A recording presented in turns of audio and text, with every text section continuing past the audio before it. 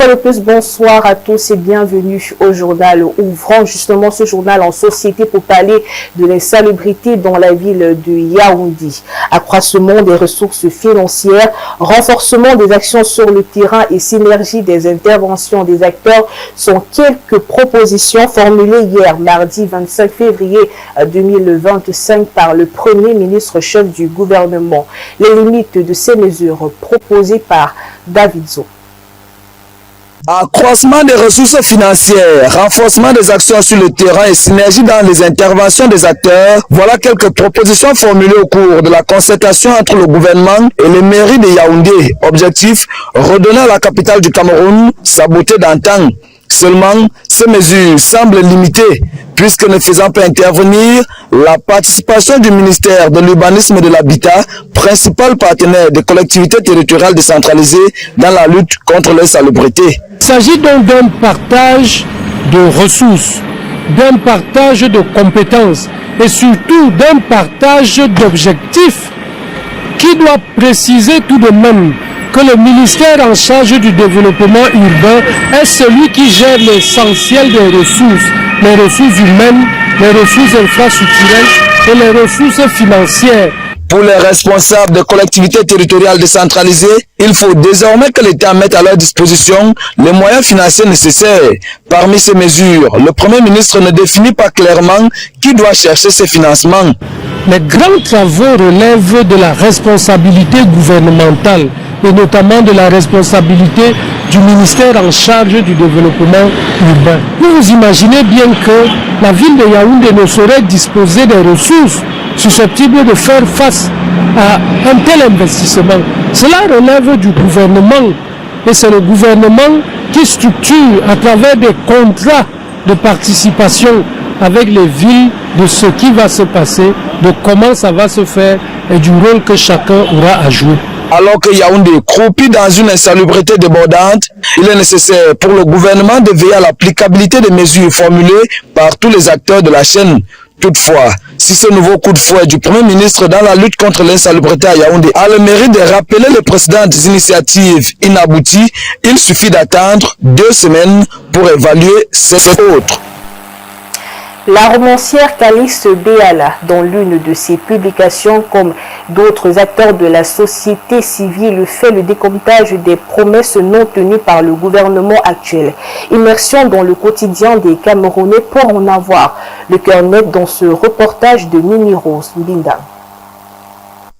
Cela devient une tendance depuis 2021 au Cameroun. Plusieurs acteurs de la société civile et les citoyens camerounais se prononcent autour des promesses non tenues du président de la République et son gouvernement. Aujourd'hui, c'est au tour de l'écrivaine Calixte Béala de dénombrer la liste des promesses non tenues du président Paul Biya et son gouvernement qui, selon elle, ne cesse de piller les fonds pour leurs propres intérêts. Les promesses de l'accès à l'eau potable et à l'électricité ne sont toujours pas tenues. Les Camerounais n'ont toujours pas d'eau et l'électricité dans un pays où la pluviométrie est l'une des meilleures au monde et plus loin encore, la création d'un poste de vice-président de la République. Dans la même lancée que l'écrivaine, d'autres activistes, à l'instar du deuxième vice-président national du Social Democratic Front, qui revient lui aussi sur cette liste de promesses fallacieuses, à en croire ses mots. Selon lui, au Cameroun, on parle du renouveau en référence au régime du président Paul Biya, qui depuis 42 ans déjà, rien n'est fait. Le système en place n'a toujours pas effacé les symboles de la colonisation, tels le franc CFA, la coopération militaire, les aides au développement et les dettes. Pour l'activiste Patrice Nouma, de la construction de l'aéroport à Kribi à l'expansion du chemin de fer jusqu'au Tchad sont restés aux oubliettes. Les prétendus financements des projets depuis les années 2010 ne sont pas visibles.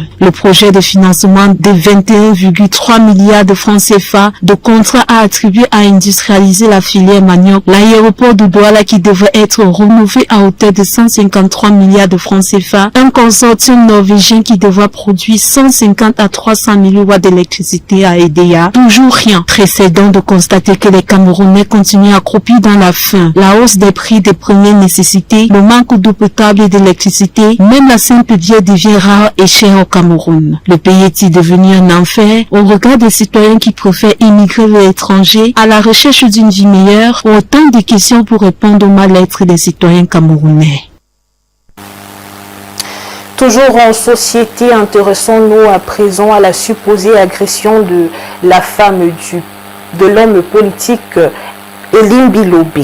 Dans une vidéo en circulation sur la toile, on peut y voir la femme du célèbre panéliste raconter sa mésaventure avec un homme qui manifestement en veut à son époux. Sans doute la conséquence des critiques d'Elimbi Lobé contre le nationaliste Ernest Wandi. Joël Akumba pour les précisions.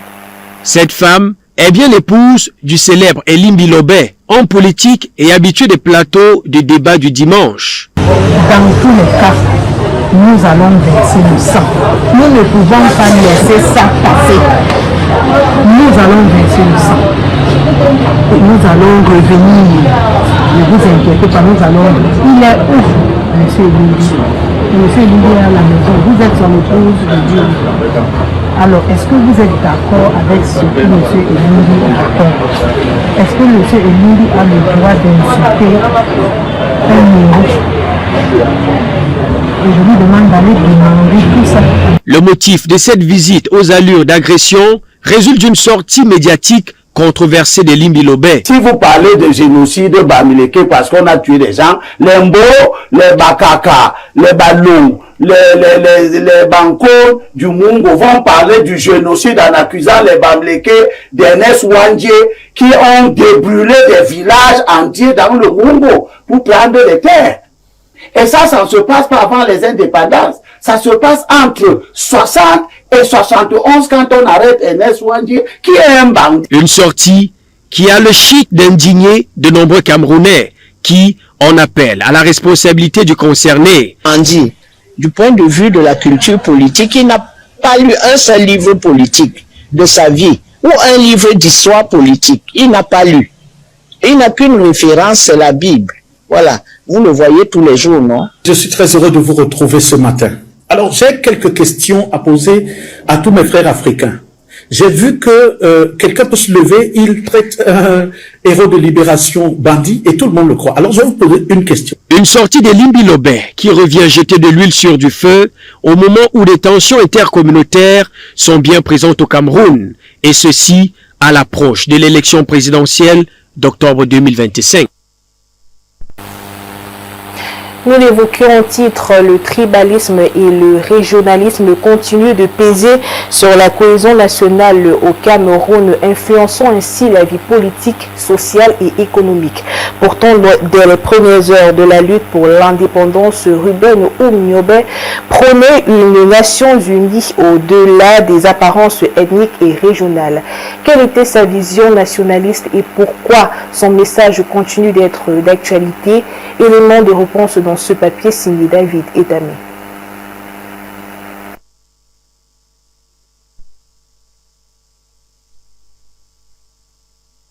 Nous reviendrons certainement sur cet élément dans nos prochaines éditions d'information. On va parler d'autres choses à présent. La disparition d'Idriss Moussa, fille du directeur général de la Kamwata Blaise Moussa, relance le débat sur la sécurité des enfants à domicile. Le recyclage des baby sisters, une pratique courante, pose des réels problème. La politique gouvernementale d'encadrement de garde d'enfants à domicile est-elle existante au Cameroun? Les parents sont-ils suffisamment informés des dangers potentiels? Tentative de réponse avec vous. Romaric Noafeu. La disparition tragique d'une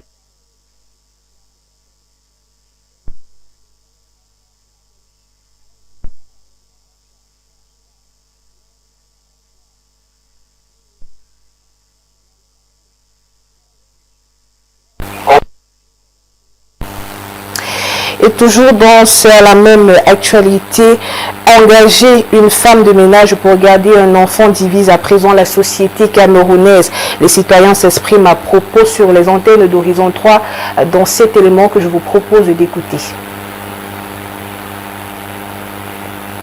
Mon avis, vraiment, c'est pas très positif. Pourquoi? Parce que c'est un très grand risque. La personne à qui on confie l'enfant, normalement, on doit d'abord lui faire une enquête de moralité, c'est-à-dire reconnaître qui est cette personne avant de lui confier l'enfant. Parce qu'en confiant l'enfant à un étranger, à une personne inconnue, vraiment, ce n'est pas très rassurant. Donc les parents, vraiment, d'habitude, essaye de veiller à ce que l'encadreur vraiment soit un membre de la famille, soit un proche, soit un ami. Le monde est devenu tellement difficile économiquement parlant. Ce qui voudrait que la femme doit travailler, l'homme doit travailler pour que les deux mains puissent réussir à joindre les deux bouts. Dans ces conditions-là, c'est difficile lorsqu'il y a un enfant. Nous sommes appelés à faire appel à une tierce personne à qui on doit laisser la responsabilité de regarder nos enfants afin que nous vaquons à nos occupations. Maintenant, pour le faire, il faut s'assurer, mener une enquête de moralité sur la qualité de la personne qui doit s'occuper de nos enfants.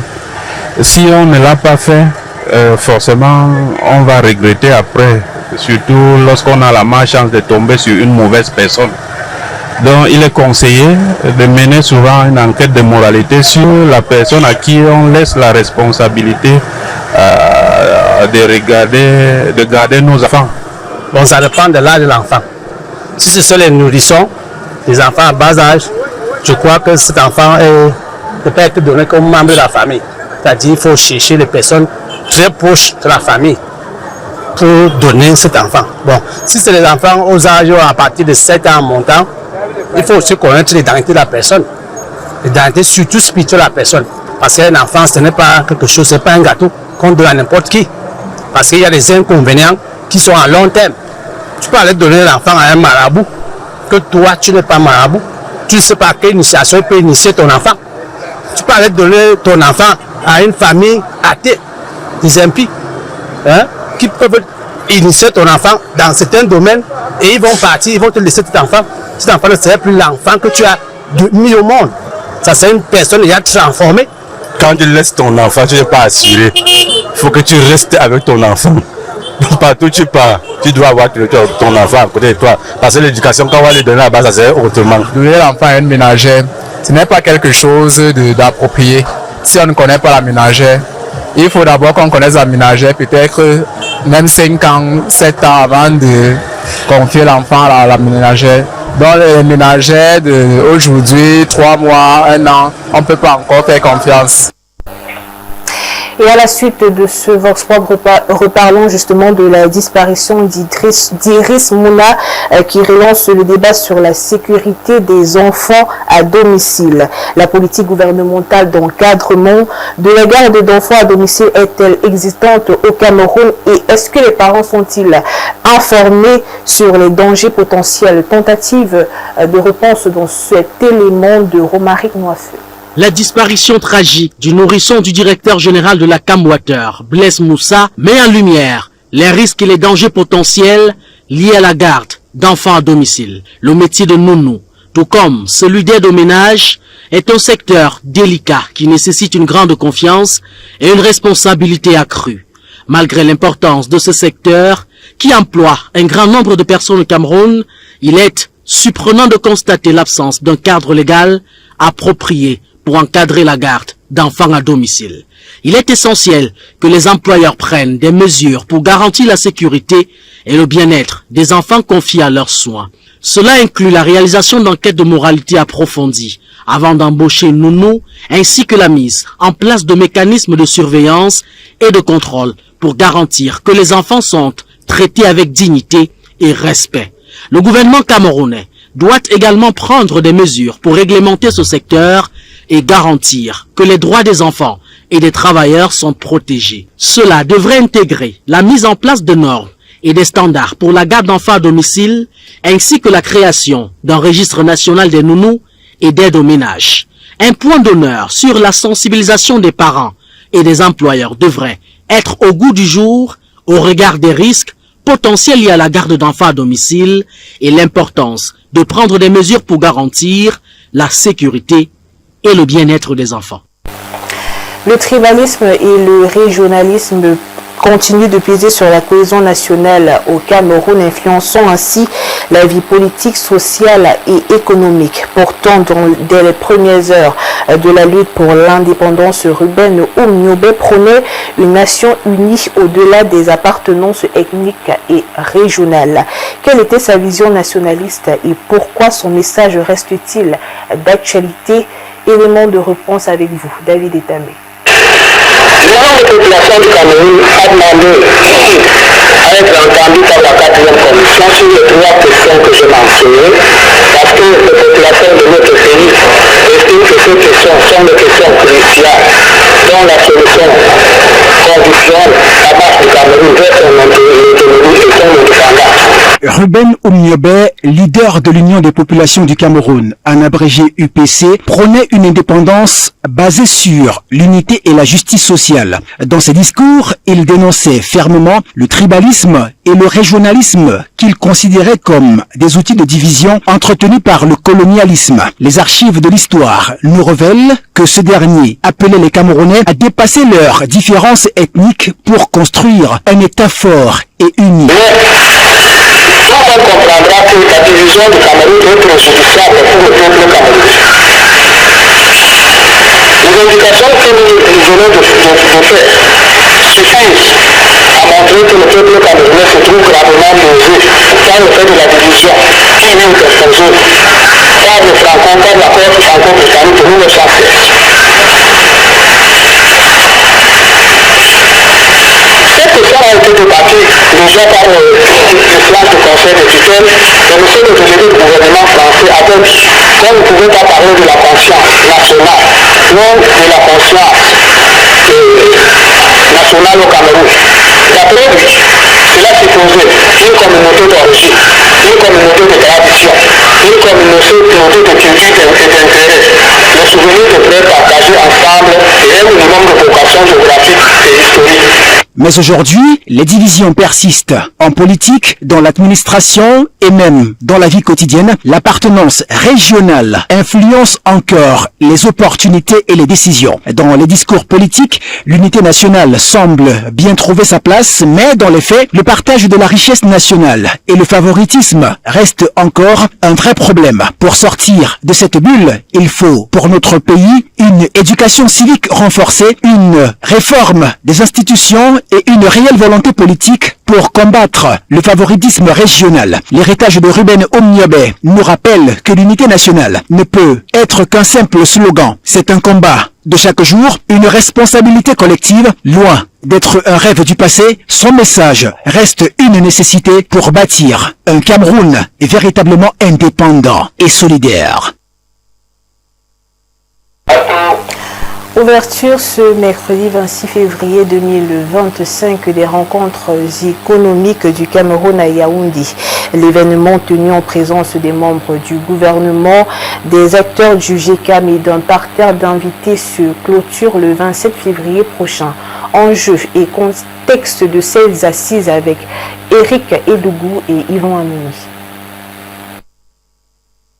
L'industrialisation peine encore à être effective au Cameroun. C'est dans ce contexte que se tient la première édition des rencontres économiques du Cameroun ce mercredi 26 février, ici dans la ville de Yaoundé. Table ronde, débats et rencontres B2B sont, entre autres activités, qui meublent le menu des échanges des acteurs du secteur économique jusqu'au 27 février 2025. On parle souvent beaucoup de politique, on fait beaucoup de politique politicienne, mais au moins une fois par an, puisque c'est piloté par le secteur privé en collaboration avec le gouvernement, au moins une fois par an, on va parler de l'économie. Donc, du moment où c'est nous qui sommes à la manette, nous sommes donc obligés, on viendra à chaque fois aux côtés, on viendra vers les pouvoirs publics à Yaoundé pour parler des questions économiques de notre pays. L'événement qui se déroule en ce moment a aussi pour but de rappeler que le dialogue social est une habitude à pérenniser au sein des entreprises locales. Bien plus, ne se substitue pas au Cameroun Business Forum qui a longtemps servi le cadre de dialogue par excellence entre le secteur privé et le secteur public. Ce développement doit plutôt devenir complémentaire pour un dialogue permanent, renforcé, efficace et inclusif. Pour le gouvernement camerounais, l'accent doit davantage être mis à l'endroit des jeunes qui s'engagent dans l'investissement afin de faire fructifier les productions. Il faut donner l'occasion aux jeunes qui ont envie de payer, de développer leur propre business, l'opportunité de créer leur emploi ou de s'insérer dans une entreprise existante. Entre faiblesse dans la concurrence, mauvais état des infrastructures et accès pénible au financement de projets, les investisseurs peinent à engranger des bénéfices notables. La deuxième contrainte, c'est celle d'accès au financement des investissements. Je précise bien les investissements, c'est-à-dire les financements à moyen et long terme. Et actuellement, si vous voulez lancer une entreprise et investir pour trouver des fonds propres, c'est très difficile. Au terme des échanges, quelques élus de la nation estiment que les banques doivent prendre en compte les réalités conjoncturelles et financer les projets des jeunes. J'ai suivi un des panélistes qui a parlé de surliquidité dans les banques, qui est vraiment un paradoxe. Parce que quand vous allez dans les banques aujourd'hui, malgré qu'ils soient en surliquidité, ils n'arrivent pas à financer le moindre projet des jeunes. Et les seules garanties qu'ils demandent sont des titres de propriété. Un jeune qui veut s'installer, qui a un beau projet, il va trouver le titre de propriété où? La lettre est donc lancée à l'endroit des pouvoirs publics, des entreprises publiques et privées et des banques de travailler en synergie. Tout ceci dans un climat prospère, dans le but d'atteindre la souveraineté économique tant souhaitée du pays. Parlons de sport à présent. Un conseil d'administration pour la renaissance du handball camerounais. C'est la quintessence des résolutions qui découlent de la première assise de l'année des administrateurs de l'instance fêtière de handball camerounais. Alex Rodrigue Bekono nous présente les points essentiels de cette assise dans ce reportage. L'épanouissement de cette discipline sur le plan national au travers de la mise sur pied de plusieurs réformes révolutionnaires. La résolution, c'était la validation du rapport d'activité 2024 et les prévisions 2025. Valider également la partie budgétaire. Il s'agissait pour nous de réorganiser les équipes nationales du Cameroun, toutes catégories confondues. Un accent particulier a été mis sur les compétitions afin de les rendre plus attractives. Nous avons planché sur une forme de championnat qui voudrait que ce soit un championnat régional ou interrégional. Et après, on va organiser les play-offs. De nouveaux statuts et règlements ont été examinés afin d'éviter les dérapages sur le plan administratif. Le Conseil a marqué son intérêt à la relecture des textes de la fédération, le code d'éthique, les règlements généraux, etc., etc. Pour nous, ça c'est vraiment le plan d'action qu'on va mettre en musique. L'autre exécutif, c'est également d'aplanir certaines divergences, notamment en organisant des réunions régulières pour que tout le monde soit au courant et qu'un travail vraiment assez marché soit mis en place. La Fédération camerounaise de handball compte rehausser l'image de cette discipline au cours de cette saison sportive 2025. Et cela passe par le respect du code éthique et du règlement intérieur. Et c'est avec cette actualité en sport que nous refermons cette édition du 19h30, mesdames et messieurs. Retrouvez l'intégralité de nos éditions d'information sur nos plateformes Facebook et YouTube. Merci d'avoir été à l'écoute de ce journal. Je vous dis à demain pour la dernière de la semaine et restez en compagnie